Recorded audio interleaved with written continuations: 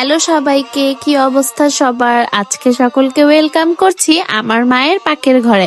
আজকের রান্নাটা শুধু একটা রেসিপি না, এটা যেন পুরোনো দিনের একটা স্বাদ, যেটা এখন ধীরে ধীরে হারিয়েই যাচ্ছে। সকালে বাজার থেকে আনা টাটকা ইলিশ থালায় সাজানো মাছের টুকরোগুলো দেখেই যেন মনে হচ্ছিল আজ কিছু একটা একদম ঘরোয়া হতে চলেছে।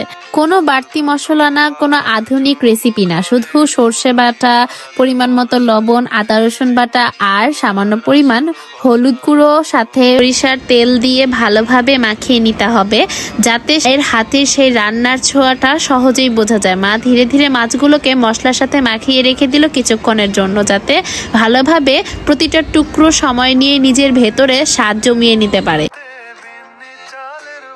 আজকের রেসিপির সুনাম করতে করতে রেসিপির নামটা বলতেই ভুলে গিয়েছি।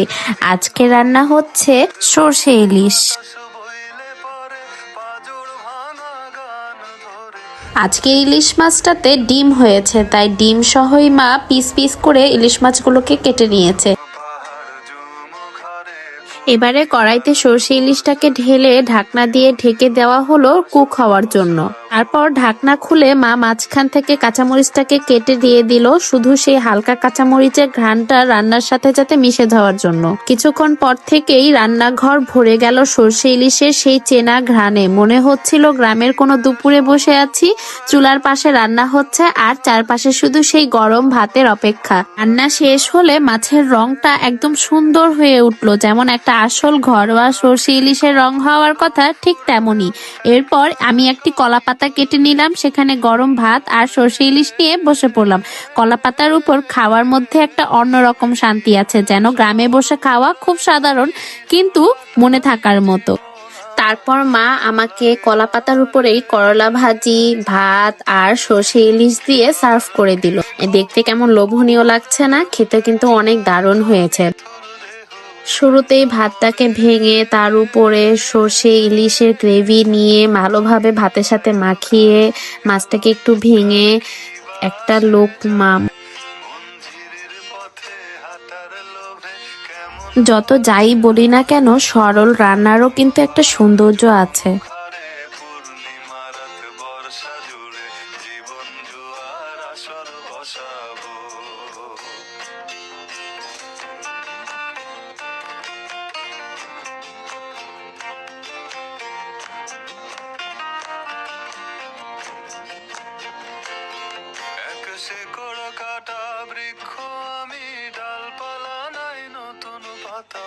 সর্ষে ইলিশ রান্নাটা আজকে বেশ দারুণ হয়েছে। মুখে যখনই দিয়েছি তখন একদম মুখের মধ্যে সর্ষে বাটা আর ইলিশ মাছের যে একটা স্বাদ, সেই স্বাদটা একদম মুখে ব্লাস্ট করছিল।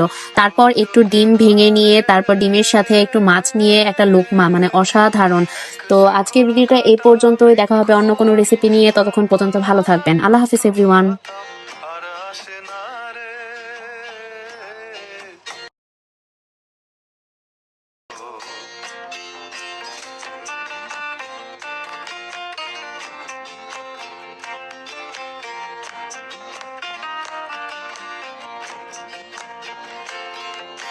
শেকড়